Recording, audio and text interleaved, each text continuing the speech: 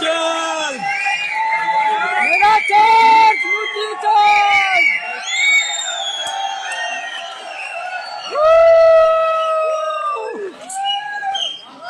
मिलिंद जी ने मेरा परिचय तो आपको बताया, लेकिन कुछ ज्यादा ही बोला है उन्होंने। मैं शायद उस लायक नहीं हूँ। I love you sir.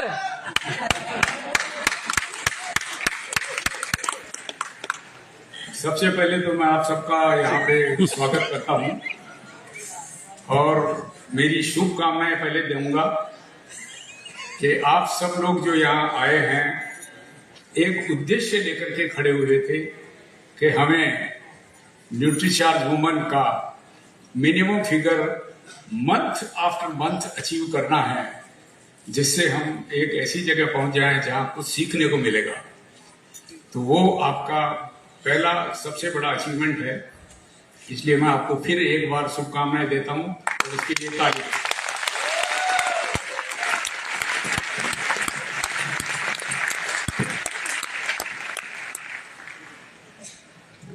ना जो मेरी समझदारी है उसके हिसाब से जो आपने अचीव किया है वो एक छोटा सा निर्णय था, लेकिन आप इसको भविष्य के लिए एक अलग तरीके से देख सकते हैं कि भारत सरकार ने पिछले कई सालों से ये कोशिश की है कि अपने देश में जो एनीमिक प्रॉब्लम है पर्टिकुलरली वुमन को, और इसीलिए वर्षों से सरकार फेरस सल्फेट का प्रोडक्ट और फेरस के प्रोडक्ट जिसको हम आयरन की गोलियां बोलते हैं वो फ्री बांटती है सारे हॉस्पिटल्स में, इंडिया के सब गांवों में, शहरों में। लेकिन किसी कारण से वो प्रोडक्ट सक्सेसफुल नहीं हो पाता है क्योंकि उसके कुछ साइड इफेक्ट है। तो मालूम तो सरकार को है, लेकिन सरकार के पास में आगे सोचने को ये नहीं है कि हम इसका समाधान कैसे निकालें। वो दवाइयां जो समाधान है वो जब बीमार होता है आदमी तभी दवाई लेता है, जब स्वस्थ होता है तब दवाई नहीं लेता है। Yes sir. तो जब हमने पाया इस प्रोडक्ट में कि ये प्रोडक्ट सिर्फ एक हेमोग्लोबिन बढ़ाने के लिए नहीं है, लेकिन इसमें जितने सारे तत्व मिला गए हैं जो हमारे शरीर की जरूरत है, और जरूरत मालूम है लेकिन हम कैसे ले रहे हैं, चाहे वो उसके विटामिन हो, मिनरल्स हो, एंटीऑक्सीडेंट्स जो इसमें हैं और भी जो चीजें हैं, तो ये है सब छोटी मात्रा में। और हमारे को शरीर को जो जरूरत है वो छोटी मात्रा में ही जरूरत है, लेकिन हमारे खाने से मिल नहीं पाती है। और क्योंकि ये मिलती नहीं है इसलिए ये सप्लीमेंट्स लिए जाते हैं। तो ऐसा नहीं है कि सप्लीमेंट इंडिया में जानकारी बढ़ी है, इसकी सबसे बड़ी जानकारी सबसे पहले जापान में मिली कि इसकी बहुत जरूरत है, और जापानीज लोग हाईएस्ट कंजम्पशन करते हैं सप्लीमेंट्स का, और इसीलिए उनकी उम्र आज की दुनिया में सबसे अच्छी और स्वस्थ रहते हैं। और फिर ये अमेरिका में गया, यूरोप में गया, और अभी इंडिया में तो शुरुआत भी नहीं हुई, ऐसा मैं बोल सकता हूँ। आपकी जानकारी के लिए सिर्फ इतना बता देता हूँ कि जो सप्लीमेंट्स हैं ये फार्मास्यूटिकल से भी बड़ी इंडस्ट्री ग्रोथ हो रही है।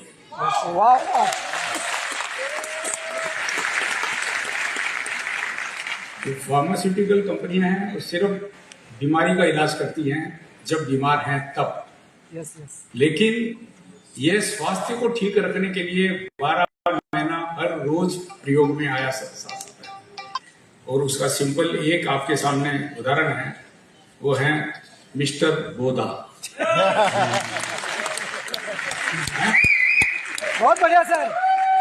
मैं आपकी कंपनी की आपकी कंपनी आपकी कंपनी इसलिए बोल रहा हूँ कि ये मार्केटेड तो आप है, RCM है।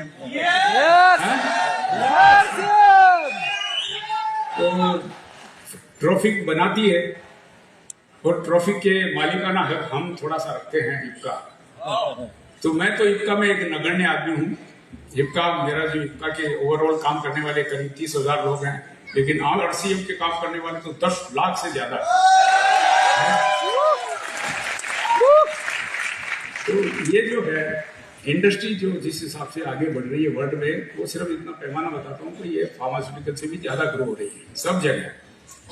इंडिया में अभी ये पकड़ेगी धीरे धीरे, क्योंकि इसका जो संबंध है प्रिवेंशन का, इसकी कॉस्ट बहुत से लोगों को ज्यादा लगती है।